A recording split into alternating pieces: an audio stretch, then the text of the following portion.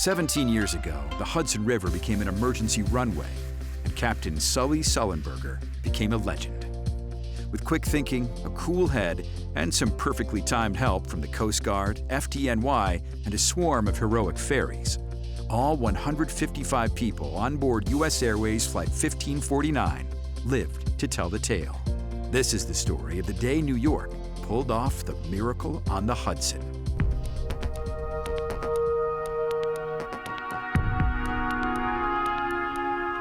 Live pictures now of the waters off Battery Park, where Flight 1549 remains in the water as all 155 people on board got off safely. What a sight.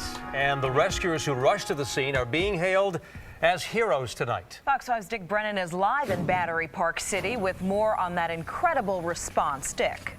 Well, Darren and Ernie, we have a slightly different angle of the plane. We're on the land here. The plane, as you can see, is in the water. The wing is sticking out. Now, the NTSB is already on the scene trying to investigate just what happened. In the meantime, we can tell you this may have been a miracle, but there were a lot of heroes making it happen, the people who went running into the water to the rescue.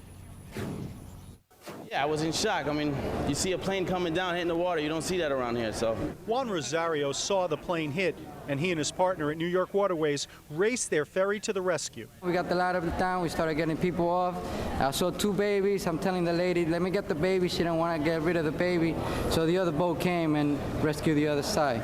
They were on the raft on the wing, and there were a few people in the water. Mike Delaney and Robert Rodriguez of the NYPD scuba team dropped from a chopper into the water and found one woman in a panic. She was very frantic at the time. I just told her to relax. I asked her what her name was. She said, please don't let me go. She thought that the boat was going to run over us at the time. The rescue was part of a coordinated effort by NYPD, Fire, Coast Guard, and Hero ferry pilots. This is one of those events which, under our agreement, there's joint responsibility, both the police department and the fire department, and I think what you saw was, once again, them working together. Rescuers fought wind and water, and the Coast Guard brought their crews from New York and Sandy Hook. The drivers for these boats and their crews that assisted, they were awesome. We can't say how appreciative we are of what they've done and how they've assisted us. The rescuers worked fast. They were indeed fighting a rising tide, water flooding the plane, and they were fortunate they got everyone out. We went into the plane. We did a quick search. We saw that there was nobody else in the plane, and at that point, the headrests in the back of the aircraft were already going underwater.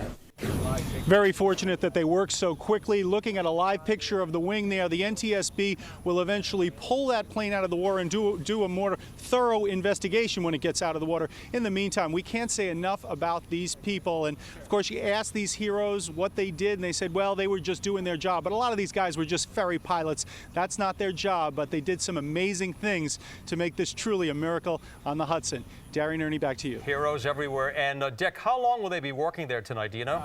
Oh, probably through the night. We can tell you there's a very strong police presence all around here, keeping the press away, keeping onlookers away. But we've seen a lot of people going back and forth from this location. And as I said, tomorrow morning with sunlight, there'll be a much more thorough investigation, Ernie. We'll check it out. Thank you very much, Dick Brennan, tonight.